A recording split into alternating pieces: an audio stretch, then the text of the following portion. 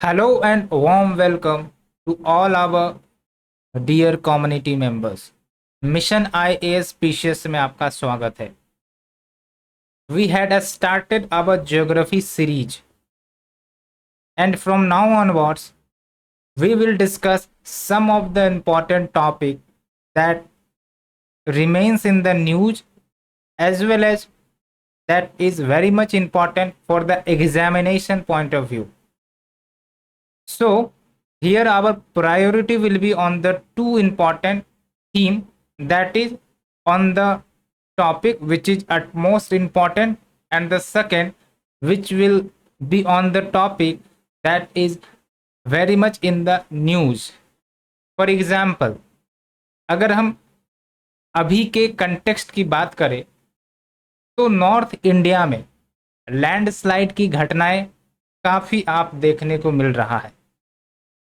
जो आपका Himalayan reason है, specifically the Uttarakhand and Himachal, यहाँ पर लैंडस्लाइड्स की घटनाएं ज़्यादा देखने को मिल रही है. इसका इम्पैक्ट आप देख ही रहे हो. There is a death of various persons. Not only death, there is loss of communication, transportation, economic activities, as well as supply chain disruption, and the lifestyle, the living standards of the people are getting affected. Here we have collected some news you can see on the screen that talks about the havoc created by the landslide in the Himalayan region. So आज के इस topic में हम landslide की ही बात करने वाले हैं, और लैंडस्लाइड से रिलेटेड जो भी आपका इंपॉर्टेंट कंसेप्ट होगा, not only the concept, what is the preparation strategy, what is the mitigation strategy, उन सब मुद्दों पर भी हम डिटेल से चर्चा करेंगे. And once you complete this topic, उसके बाद आपको कहीं और जाने की ज़रूरत नहीं होगी. सारे टॉपिक्स कवर होंगे और साथ ही साथ हम यहाँ पर प्रीवियस ईयर क्वेश्चन को ध्यान में लेकर आगे बढ़ने वाले हैं. तो सबसे पहले हमारा फोकस होगा कि पीवाईक्यू में किस टाइप के क्वेश्चन पूछे हैं, ताकि आपको भी एक अंडरस्टैंडिंग हो जाए कि how to approach this topic. And based on that I have made my presentation. So let's see the UPSC PYQs. पिछले 10 सालों में 3 क्वेश्चन आपका लैंडस्लाइड के ऊपर आया है.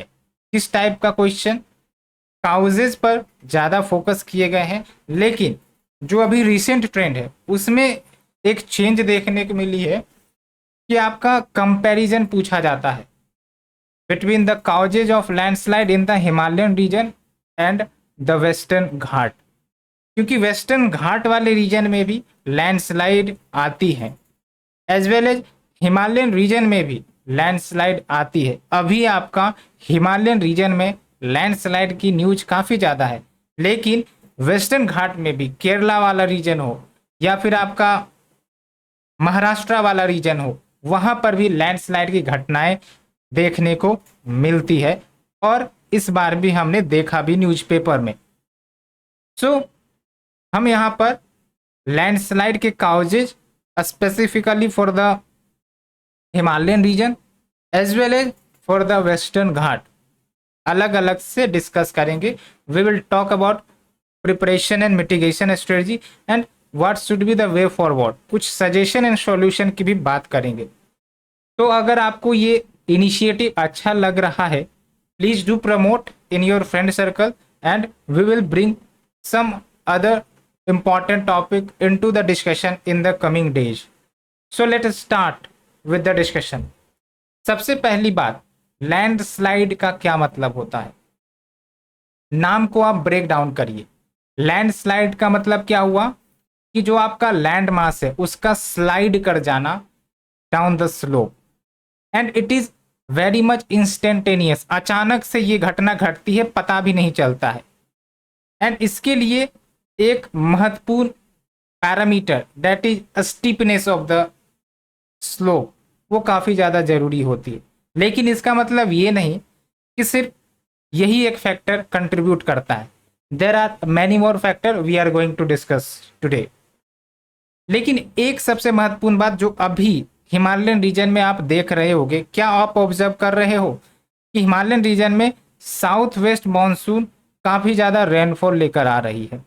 अब how rainfall is related to landslide, इसको समझना जरूरी है।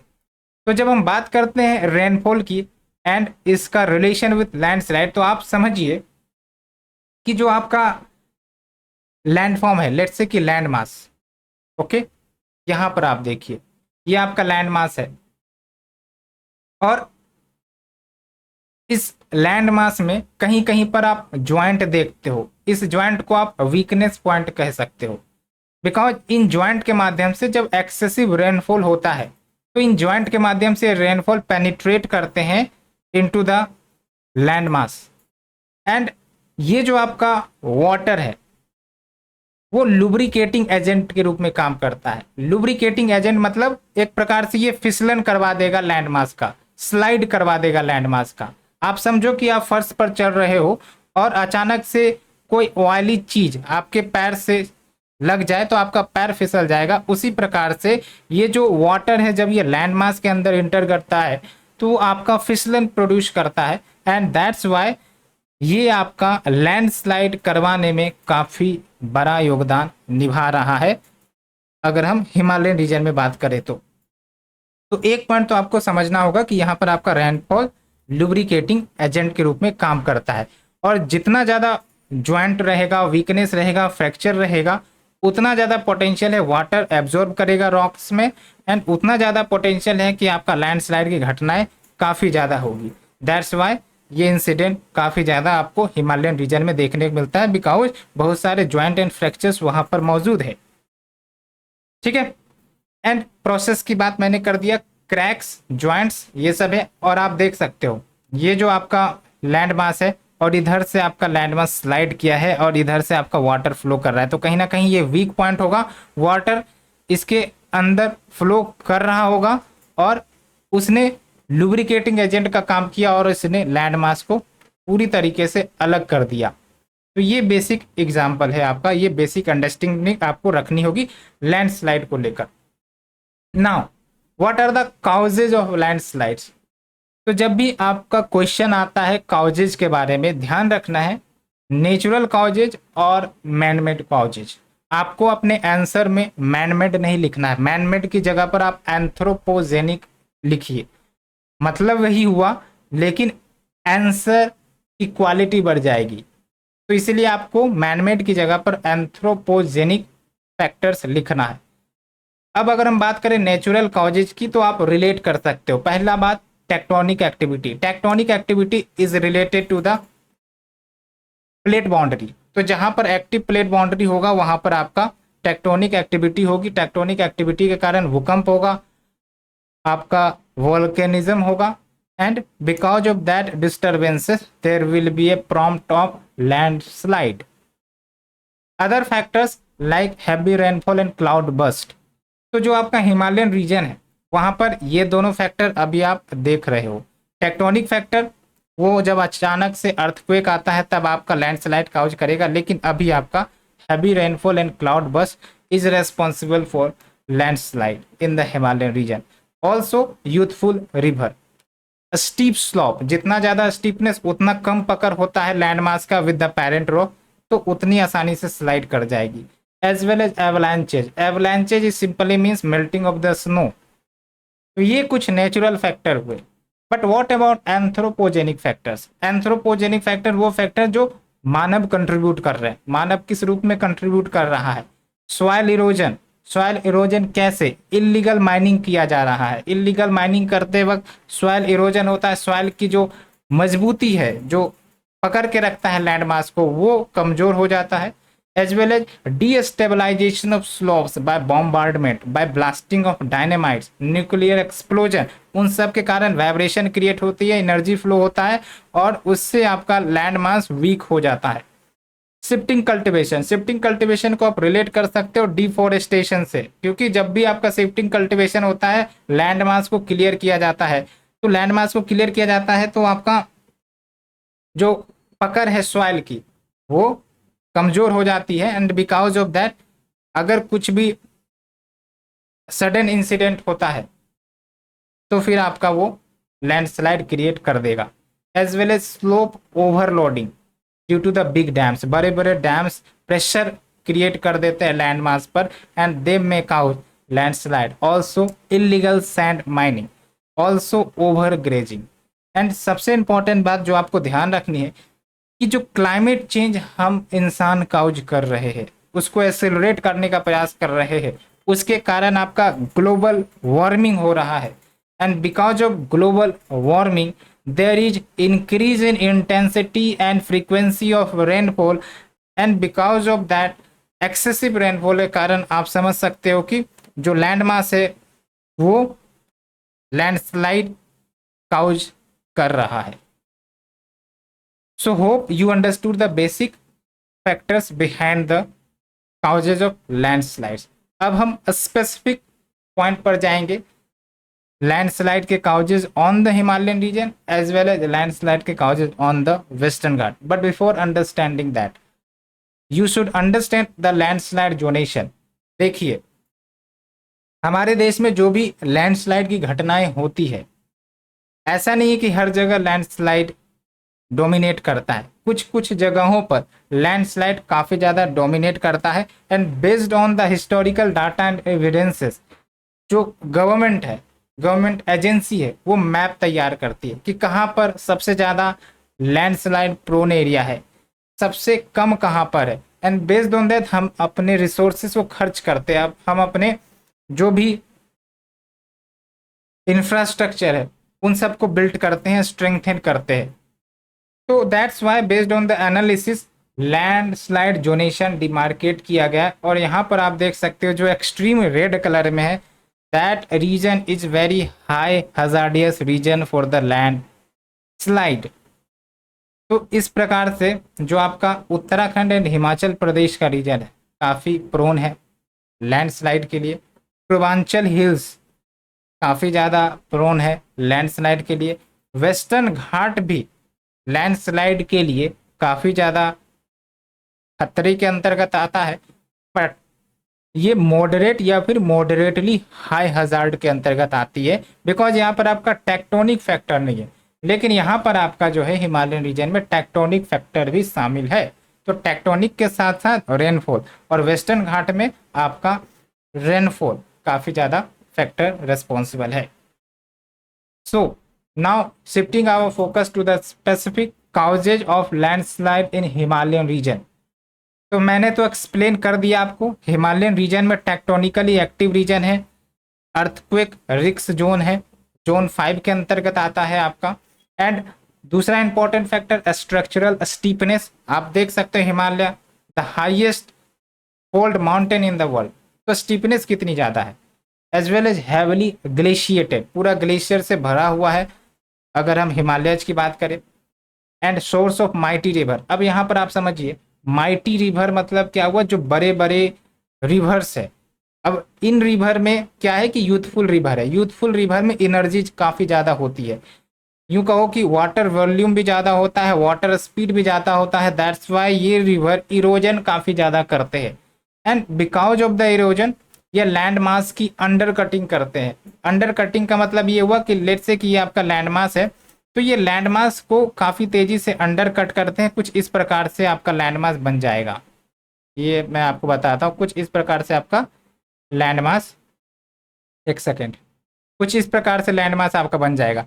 तो जब ऊपर से लोड बढ़ेगा लैंड मास के ऊपर तो ये लैंड मास धंस जाएगा और that will create land slide. तो ये होता है आपका रिवर का फैक्टर। जितना ज़्यादा यूथफुल स्टेज है रिवर का, उतना ज़्यादा वॉल्यूम, उतना ज़्यादा स्पीड, उतना ज़्यादा इरोजन करने की कैपेसिटी, उतना ज़्यादा लैंडस्लाइड करवाने का potential. Also high population increment causing artificial pressure due to the population resource imbalance. Population काफ़ी तेज़ी से बढ़ रही है, टूरिज्म सेक्टर काफ़ी ज़्यादा बढ़ रहा है, इसके कारण आपका जो वहाँ की रिसोर्सेस है, चाहे आपका एग्रीकल्चर रिसोर्सेस का हो, चाहे आपका लैंड मास की बात कहो, लैंड मास की बात मतलब हाउसिंग पर्पज के लिए। तो अब क्या हो रहा है कि अब लोगों को घर तो चाहिए, अब घर बनाना है तो उनको उन्हीं रॉक स्ट्रक्चर पर बनाना पड़ेगा, पहाड़ों पर बनाना पड़ेगा। लेकिन जो पहाड़ की स्टेबिलिटी है काफ़ी ज़्यादा वीक है, तो ऐसे में लोड बढ़ रहा है और ऐसे में लैंडस्लाइड की पोटेंशियल काफ़ी ज़्यादा बढ़ जाती है। Also excessive rainfall during south west monsoon, and ये अभी सबसे ज़्यादा कंपेलिंग फैक्टर हम देख रहे हैं, एक्सेसिव रेनफॉल के कारण आपका पूरा लैंडस्लाइड हो रहा है। और नॉर्थ ईस्टर्न स्टेट की बात करें, अरुणाचल या फिर आपका नागालैंड, मिजोरम, जो भी आपके मैप में हमने देखा, वो आपका ट्राई जंक्शन है। वहाँ पर हिमालयन रेंज भी है, पूर्वांचल रेंज भी है। इधर से आपका हिमालयन रेंज आ रहा है, इधर से आपका पूर्वांचल रेंज आ रहा है, और फिर आपका मेघालयन प्लेटू है। And because of this tri-junction, there is a potential landslide region in this region, as well as other factors like mining activities and बड़े बड़े डैम्स बनाए जाते हैं, तो ये आपका प्रेशर क्रिएट करते हैं on the land mass, and because of that pressure जो आपका लैंड मास है वो लैंडस्लाइड प्रोन हो जाता है। तो ये हमने causes of landslide in Himalayan region की बात करी। अब हम बात करते हैं causes of landslide in Western Ghat. तो वेस्टर्न घाट में तो टेक्टोनिक फैक्टर्स नहीं आएगा। कौन सा फैक्टर आएगा? हाई रेनफॉल, बिकॉज मॉनसून की एंट्री होती ही है वेस्टर्न घाट से, एंड वेस्टर्न घाट्स में भी क्या, केरला से, कर्नाटका से एंट्री होती है। And because western Ghat is like an escarpments, escarpments यानी कि ये भी माउंटेन की तरह है। आप अगर महाराष्ट्र कर्नाटका रीजन से बिलोंग करते होगे तो आपको पता होगा कि western Ghat is like an escarpment। तो रेनफॉल जब आती है, साउथ वेस्ट मानसून आती है, तो because of the barrier of western Ghat they rises upwards and brings down heavy rainfall to this region, and that's why आपका ये landslide cause करने में काफ़ी ज़्यादा कंट्रीब्यूट करता है। तो hope you understood, very high rainfall on the western side of the Western Ghat, and फिर स्टीप स्लोप है ही है, along with origin of numerous swift but a small streams causing the rock weakening। Rock weakening मतलब rock को कमजोर कर दिया जाता है, जो अभी हमने हिमालयन रिवर के केसेस में देखा। तो बहुत सारे छोटे छोटे रिवर्स ओरिजिनेट करते हैं जो आपका वेस्ट वार्ड की तरफ फ्लो करते हैं, तो ये रॉक को वीक कर देते हैं। Along with unprecedented urbanization, unprecedented urbanization मतलब वेरियस इंफ्रास्ट्रक्चर्स, सिटीज बनाई जा रही हैं, एज वेल एज आपका रोड, रेलवेज, ये सब भी बनाई जा रही हैं इन सब पहाड़ों को तोड़कर, ठीक है, एंड डिफोरेस्टेशन करके। जैसे आप मेट्रो की बात कर लो, है ना, तो उन सब डेवलपमेंट के लिए काफ़ी ज़्यादा डिफोरेस्टेशन की गई, अलॉन्ग विथ पहाड़ को तोड़ा गया होगा, टनल बनाने के लिए तोड़े जाते हैं पहाड़। तो ये सब भी आपका कंट्रीब्यूट कर रहा है, अलॉन्ग विथ व्हाट, जो आपके सिटी है ना, अब वहाँ पर स्टैंडर्ड घर बनाए जाते हैं। अब घर बनाने के लिए फिर से आपको वो तोड़ना पड़ेगा सब कुछ, तो ये सब भी कंट्रीब्यूट कर रहे हैं लैंडस्लाइड में। Along with new infrastructure projects like Sagarmala, नए नए पोर्ट्स बनाने का प्रयास किया जा रहा है, रेलवे लाइन बिछाए जा रहे हैं, या फिर फास्ट स्पीड रेलवे लाइन बिछाने का प्रयास किया जा रहा है। तो ये सब भी कंट्रीब्यूट कर रहे हैं वेस्टर्न घाट में लैंडस्लाइड लाने के लिए। तो after discussion of the causes, क्या होना चाहिए strategy to deal with that disaster. तो कोई भी डिजास्टर होगा ना, तो उसका डिजास्टर मैनेजमेंट किया जाता है कि किस प्रकार से हम उसके इम्पैक्ट को मिनिमाइज कर सके, क्योंकि हम जो हजार्ड है उसको तो रोक नहीं सकते। अब लैंडस्लाइड आएगी, हो सकता है आ ही जाए, या फिर साइक्लोन आने का रहेगा, वो तो आ ही जाएगा, लेकिन हम उसके इम्पैक्ट को मिनिमाइज कर सकते हैं, और उसके लिए हम डिजास्टर मैनेजमेंट प्लान लाते हैं। और मैनेजमेंट प्लान में हम प्रिपेयर्डनेस यानी कि before coming of the disaster and after coming of the disaster, दोनों को प्लान एग्जीक्यूट करते। तो before coming of disaster we have the preparedness, हम तैयारी करते हैं, है ना, इवैक्यूएशन करते हैं। ये सब आपने सुना भी होगा, साइक्लोन जो अभी रिसेंटली आया आपने देखा भी होगा न्यूज में। And after disaster we have the response, response team activate होती है, रिहेबिलिटेट करने में मदद करती है, रिकवरी करने में मदद करती है।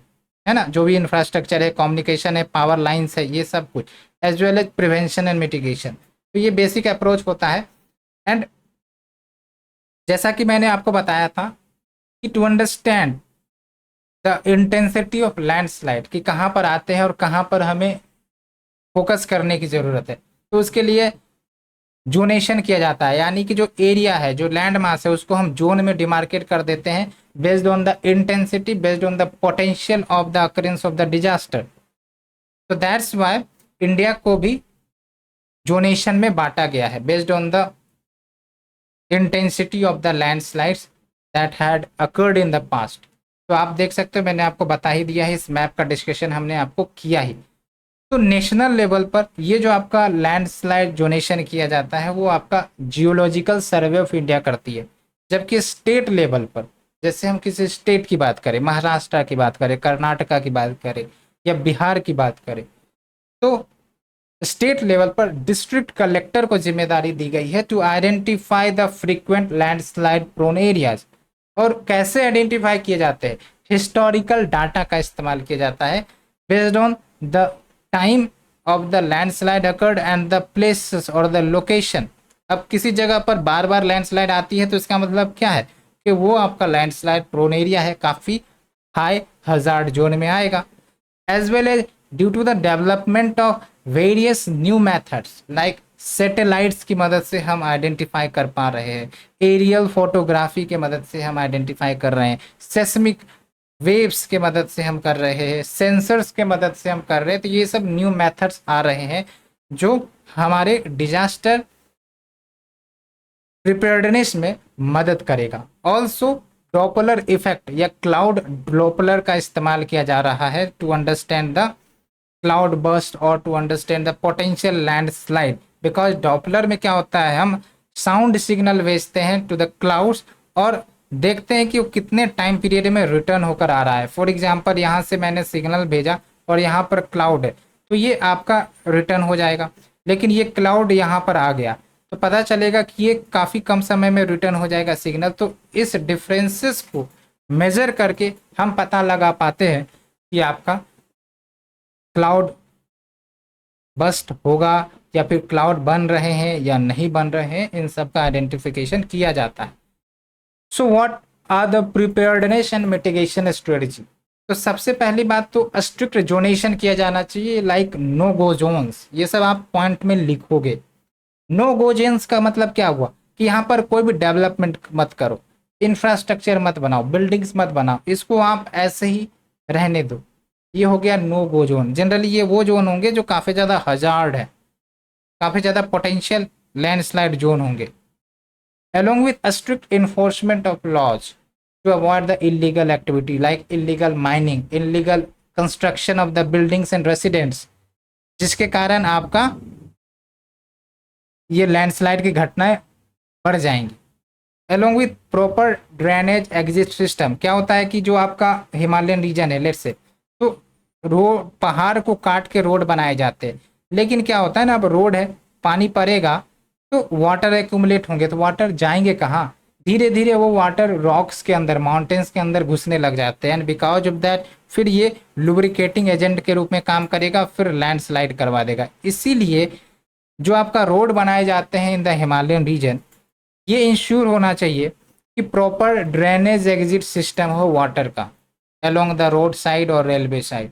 Along with artificial wall creation किए जा सकते हैं, जैसे आपका ये है, इस साइड आपका रोड है, ठीक है, तो यहाँ पर हमने वॉल क्रिएट कर दिया। वॉल क्रिएट कर देने से क्या होगा कि आपका जो भी लैंडस्लाइड जैसी घटनाएं होंगी वो इस जगह पर सीमित जाएंगी एंड जो आपका इंफ्रास्ट्रक्चर है वो सेफ होगा। And also covering with the iron nets.